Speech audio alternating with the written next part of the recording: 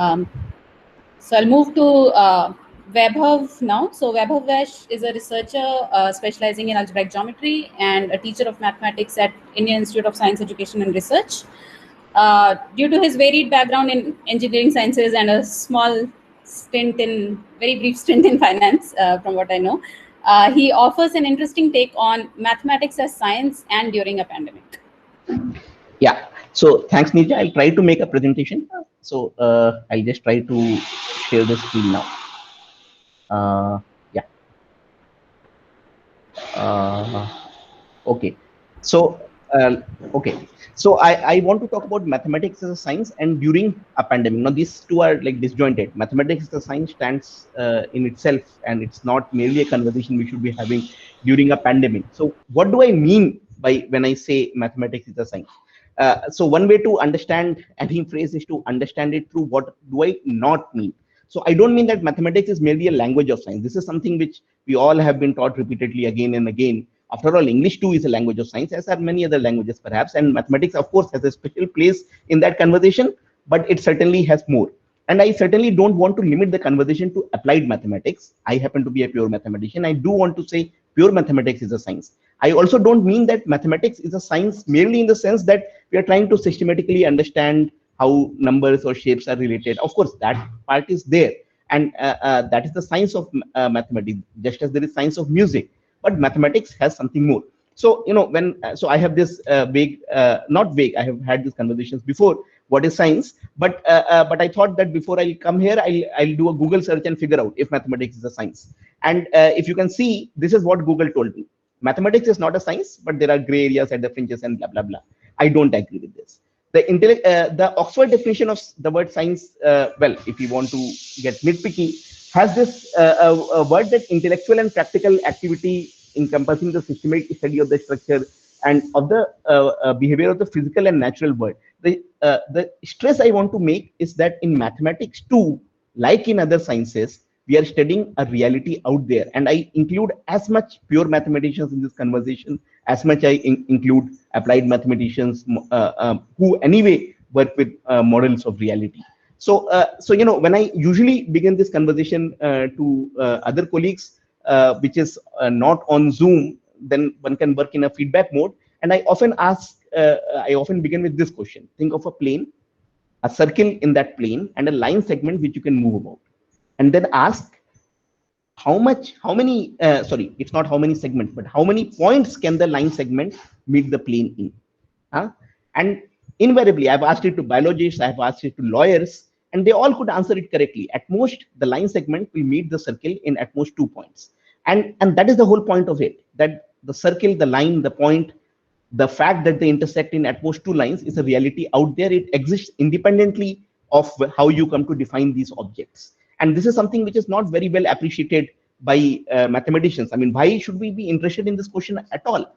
To appreciate this question, one has to get into this debate of the pure versus applied debate in the subject. I mean, you know, Hardy, who's a famous British mathematician, mentors of Ramanujan, and that's how Indian mathematicians would know about him a lot, wrote this whole essay, a book, in fact, A Mathematician's Apology, where his central thesis is that value of mathematics is that it has no application, it is useless, and it is something which can be done for the sake of itself. Hardy perhaps was obsessed by the beauty of mathematics, which I'm not denying exists, but I'm trying to say that this has developed now into an attitude within the subject of touch me not. I'm a pure mathematician. I don't want to bother about what is happening in the physical world, what is happening with models, what is happening with the reality around us, because I do mathematics, which is science which has to be something in abstract and something by itself. Now, this particular aspect as a individual mattered to me a lot. In fact, Nirja mentioned I was an engineer before, and I shifted to mathematics precisely because of this uselessness. I was attracted by this uselessness because I was worried about the consequences the negativity of applications can have, as engineering as a subject can do. And in retrospect, I couldn't have been more wrong. It matters to the subject itself, the practice of the mathematics itself, right? Just as in any natural enterprise, our mathematical reality is tainted by the choices we make. For example, if the questions, you know, we all begin our geometric training with understanding the constructions which can be made with straight edge and compass. Now that kind of geometry is central just because we begin with questions rooted in a certain culture, right? I mean, if we were to begin our understanding beginning with questions coming from Japanese, we would have talked about origami. We would talk about questions which would come from paper folding. What are the angles which we can construct using paper folding? That would have been a much more important question, and this would have led to a central reality. Just as in nature, we may discover the same laws of nature again and again in different facts, but our pursuit of the subject is as much tainted by the reality around us as anything else. And this particular aspect has consequences for the present times. I mean, for example, in India, what has happened is a lot of practicing scientists have come together to form this mailing list, Indian scientists, in a mailing list of Indian scientists in the context of COVID. And there are varied discussions you see on that, and several discussions have focused on how to model the pandemic.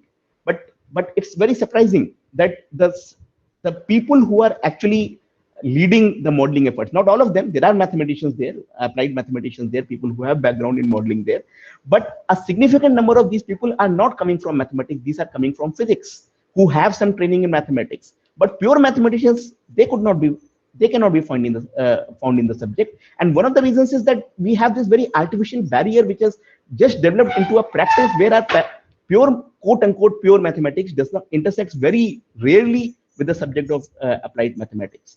Now, like many of us, I struggled personally with this question, what to do as a pure mathematician in the time of COVID. And you know, it's not merely that this has consequences for the current time, which are as to what pure mathematicians are able to do or not. This has consequences for the subject itself as to what subject raises as valid conversations outside its realm, which gets translated into policy, right? Not only do we have to make these choices, but like in natural sciences, we live the consequences. This has come into sharp focus in this pandemic. So, for example, we have privileged safety against infections against everything else. In my country, they have had the strictest lockdown, and if you were living in that moment, you would see that all the essential activities were essentially brought to halt just to privilege safety against infections. And this is justified partly because the situation we are in calls for protection against a disease which has no cure and is spreading very fast. But if we have to live, we have to keep electric supplies running, we have to keep hospitals open, and all these things were thought about a bit. But one thing which was not thought about is that many of us also have to keep our little buffers. We have to keep our jobs running. We don't have that much. Many of my fellow nationals would not. Many of my fellow citizens would not have that that much buffer that in a shutdown economy they can survive with dignity.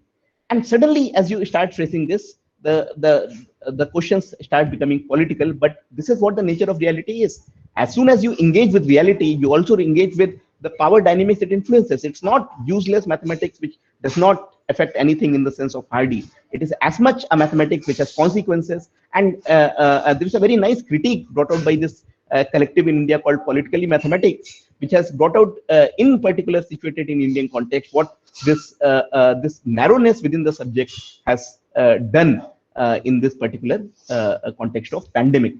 But what was my personal escape? Nirja probably thought that I should be talking more about this personal escape, but I'm not entirely sure because I was not, because the topic insisted that I should talk about mathematics centrally. My personal escape was, I went back to my engineering training. I started working on a ventilator project with my erstwhile engineering colleagues. And certainly my mathematics training, even as a pure mathematics, even pure mathematics helped me a bit there. But I'm not sure my mathematics training helped me, and that I would say is partly because of the fact that we have a very artificial divide which has gone into the which has permeated all the structures of the subject. I mean, it significantly affects how the subject is practiced, and it significantly affects how we are trained in the subject.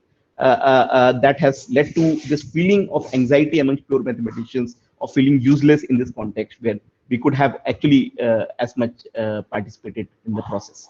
So yeah, so I think my time is up. I'll stop now. Thanks. Okay, thank you, Weber. I think I would just like to